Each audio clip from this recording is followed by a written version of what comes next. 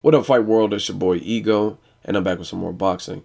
So, a lot of people asked me to give my thoughts on Freddie Roach's recent interview where he was speaking on the Bradley and Pacquiao rematch. And he basically said that Bradley has pissed him off with some recent comments that he's made in interviews. And here's some snippets from that interview with Freddie Roach.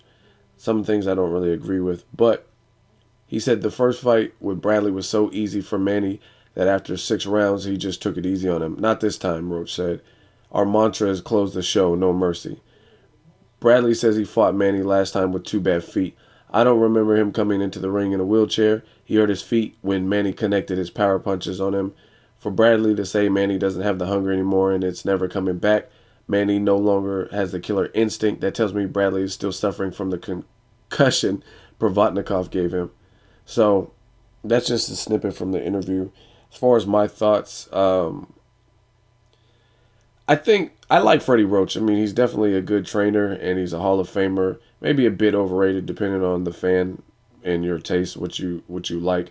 But I think as Pacquiao became more famous and he became more famous, he kind of got away from some of the basics, in my personal opinion. I think he became more of a secondary promoter. He's like Bob Arum Jr. or Top Rank Jr. He's trying really hard to promote the fights, and boxing has changed to the point where there's a lot of different media outlets and coverage and internet and websites to get boxing. So with social networks, social media, again, you get the more interviews. And Freddie Roach seems like he enjoys it. He enjoys being in front of the camera. He doesn't mind. He knows his boxing career is fine and finalized and done. So he can kind of live vicariously through Pacquiao, which is cool. But the only thing I don't like is how Freddie Roach has become more of a promoter. Like, you're a trainer. Your job is to get Pacquiao in the best shape of his life, work mitts with him, give him a strategy, a game plan, and that's it. So I think he sometimes tends to not stay in his lane with some of the promoter type ish that he does, like promoter ish tactics. Makes promises that ultimately you can't cash. You're a trainer. And I'm not saying you're not supposed to be confident in your fighter, but he stated some big words like, we're not worried about Bradley. He said that in the first fight.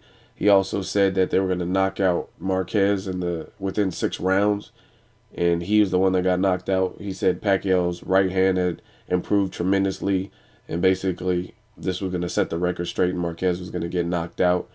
It doesn't matter if Marquez is in shape with abs, he's getting knocked out. Just different stuff like that, where I think your focus should mostly be on just training, getting Pacquiao in the best shape possible, and overall ready for whatever challenge that's in front of him. So, in terms of Pacquiao's punch breaking his ankle, not really. I mean, he tried to pull a slick move and evade a flurry from Pacquiao and rolled his ankle. It happens. Even more devastating than that is the fact that with one ankle fucked up or rolled ankles or hyperextended, whatever the fuck he did, Derrick Rose, whatever the fuck was wrong with Timothy Bradley in the first fight, even with that, he should have got blown out of the water. And there's no way you should tell me that Bradley won. Like, why should Bradley win any of the championship rounds if he's injured like he was, like with his feet not being 100%? So to me, that's more alarming. That, I guess what I'm trying to say is, if you have a fighter that is known for X, Y, and Z, and Pacquiao is known as a power puncher, a person with power, he's known for knocking out people in spectacular fashion or just really putting it on them and flurrying and bobbing their heads up and stuff like that. That's what he's known for. He's known as a good finisher. So when that's no longer apparent, that's when you need to worry, and that's when you need to really analyze what the hell is happening with your fighter. And for Freddie Roach, you could clown the Timothy Bradley rolling his ankles or whatever, the wheelchair Bradley, all that cute shit. That's cool. But I would be more concerned, instead of making jokes, I would be more concerned as a trainer as far as, why is Pacquiao not able to finish a guy with no punching power who's injured with 2 rolled ankles or whatever he had wrong. And he let Bradley steal some of the championship rounds. So despite whether you think Bradley won or should have won, he made Pacquiao miss, and neither one of them looked great to me. I've seen Bradley look a lot better, and I've seen Pacquiao look a lot better. Pacquiao looked a lot better, and if anyone wants to argue this, leave me a comment, and I will try to get back to you. Is anyone willing to go on the record and leave a comment and say Pacquiao looked better against Bradley than he did with Brandon Rios? And if you do, you're probably a fucking idiot, and you're just saying it out of spite. But the fact of the matter is, Pacquiao looked better against Brandon Rios than he did with Bradley, who was injured and who was also coming up in weight, just like Brandon Rios, from 140 to 147. Some of you guys forget those two fighters. That was their first fight at welterweight. And I get it, Brandon Rios is a big dude, so maybe making 140 was killing himself. But the fact of the matter remains, he had never faced opposition on a pro level at 47, let alone an elite fighter like Pacquiao. So just more or less from Roach's perspective, I think you should just train your guy. Fuck the interviews. I mean, answer the questions as you see fit, but your main focus should be getting Pacquiao to look better against a pure boxer or a slick fighter like Bradley. Because, again, Pacquiao known for being a great finisher, and you got a guy whose power is not really apparent. And Pacquiao even said after the Bradley fight himself that he was never hurt by any punches and he didn't feel Bradley's power. So if that's the case, if all those things are the case, then why did you look suspect? Why did you lose championship rounds when you had your man hurt early, when he had rolled his ankles? Why didn't you look better like you did against Brandon Rios? Those are the questions that I would be concerned with. And I don't know. Some people are saying it's Pacquiao because he's reborn and his religion.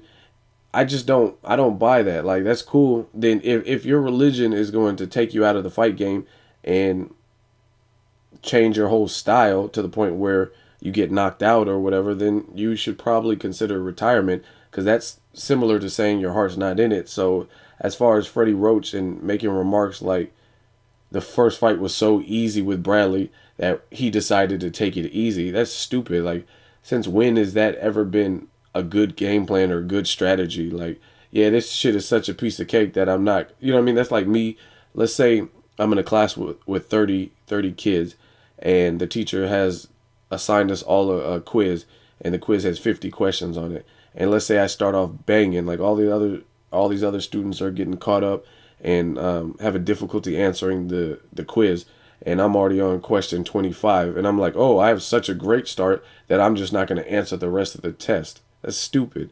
At the end of the day, you'll still get an F because you didn't finish on time because you decided to coast it. So as a boxer, I don't see why you would ever allow that for a game plan. Like, oh yeah, shit, this shit is so easy. Let me go into cruise control for 6 rounds and possibly let this motherfucker back in the fight. Stupid. So therefore, Freddie Roach's comment regarding the first fight being so easy is a farce to me, because if that's your game plan, then we might want to take one of these Hall of Fame trainer plaques back from you, because that's horrible. If you're like, oh, my fighter did so good at the first half of the fight that it's cool for him to just coast it. You know what I mean? That's stupid. Why would you want to make it closer than it needs to be? If you're superior, you're superior. Just let that show. If you have the conditioning like Pacquiao showed in the past to go 12 rounds and to look good late in fights, then do that. So, my opinion, I just think Freddie Roach should just focus more on the training instead of some of the extracurriculars and getting all involved and in depth in some of these interviews. Just be like, I'm going to have Pacquiao ready for April, and I don't even want to talk. I just want to hear some prediction videos, watch some HBO face-off with Max Kellerman, Pacquiao, and Bradley. And I really think Bradley has a point with Pacquiao losing some of that desire. I mean, since Cotto, Pacquiao hasn't knocked anyone out. And the Cotto fight was a TKO, not a solid knockout from a known person.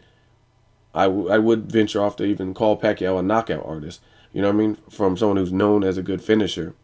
So that would alarm me if I was Freddie Roach. So Bradley saying that Pacquiao has lost some of that killer instinct may be true, because he hasn't been able to put anyone away. He had Marquez badly hurt, and he looked really sharp in that fight. Then he got knocked down, and then he came on even stronger. Then he got knocked out. So for Bradley to say those things, I don't see why Pacquiao, or not really Pacquiao, Freddie Roach is so up in arms and disgusted with it. You need to work on making Pacquiao look like a killer again, because that's what the fans remember him for. If you go to a highlight reel of Pacquiao that was made 2 years ago, those are the type of performances you'll see.